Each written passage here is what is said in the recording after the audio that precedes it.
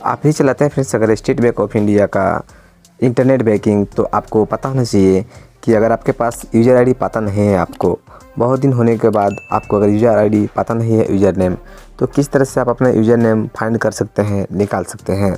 आज की इस वीडियो में कंप्लीट प्रोसेस आपको मैं बताने वाला हूं, तो शुरू से लास्ट तक हमारे साथ बने रहिए। स्टेट बैंक ऑफ इंडिया का यूज़र नेम यानी कि यूज़र आईडी इंटरनेट बैंकिंग का मैं आपको आज फाइंड करके बताने वाला हूं। चलिए फ्रेंड्स देखते वीडियो को स्टार्ट करते हैं और आपको हम बताते हैं।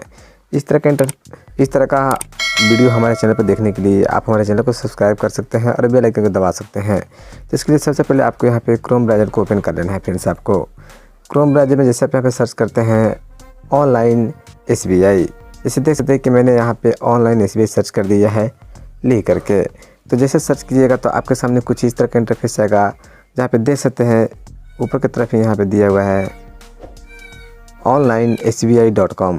इस वाला वेबसाइट को आपको ओपन कर लेना है। जैसे इस वेबसाइट को फ्रेंड्स आप ओपन करते हैं तो आपके सामने जो है न्यू डैशबोर्ड ओपन होकर के आएगा। आपको मैं बता दूं कि जैसे इस तरह का इंटरफेस आपके सामने ओपन होकर के आ गया है।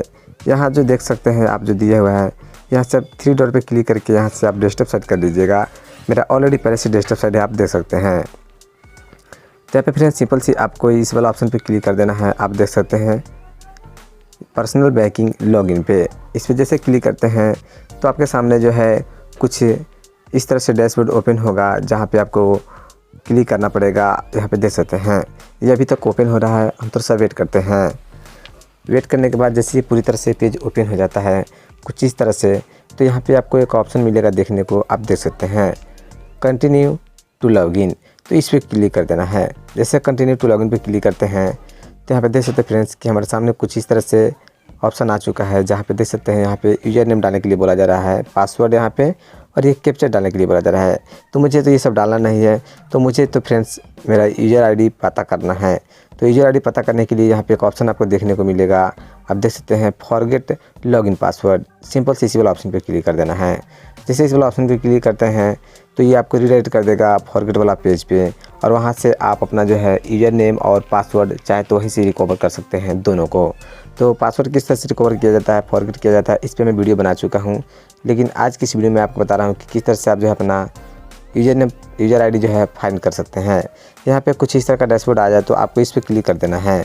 इस पर क्लिक करने के बाद यहाँ पे आपको यूज़र नेम पता करने के लिए आपको इस पर क्लिक करना है फॉरगेट यूज़र नेम, और नहीं तो अगर पासवर्ड पता करना चाहते हैं तो फॉरगेट माई लॉगिन पासवर्ड पे क्लिक कर देना है। तो यहाँ पे मैं 2 नंबर पे क्लिक कर दे रहा हूँ, और उसके बाद सिंपल से यहाँ नेक्स्ट वाला ऑप्शन पे क्लिक कर देना है। देख सकते हैं जैसे नेक्स्ट वाला ऑप्शन पे क्लिक करते हैं आप, तो आपके सामने जो है कुछ इस तरह से इंटरफेस ओपन होकर के फ्रेंड्स आ जाएगा, जहाँ पे आपको देखना है कि यहाँ पे आपको CIF नंबर डालना है। आपके पासबुक पे होगा CIF नंबर, उसको डाल देना है।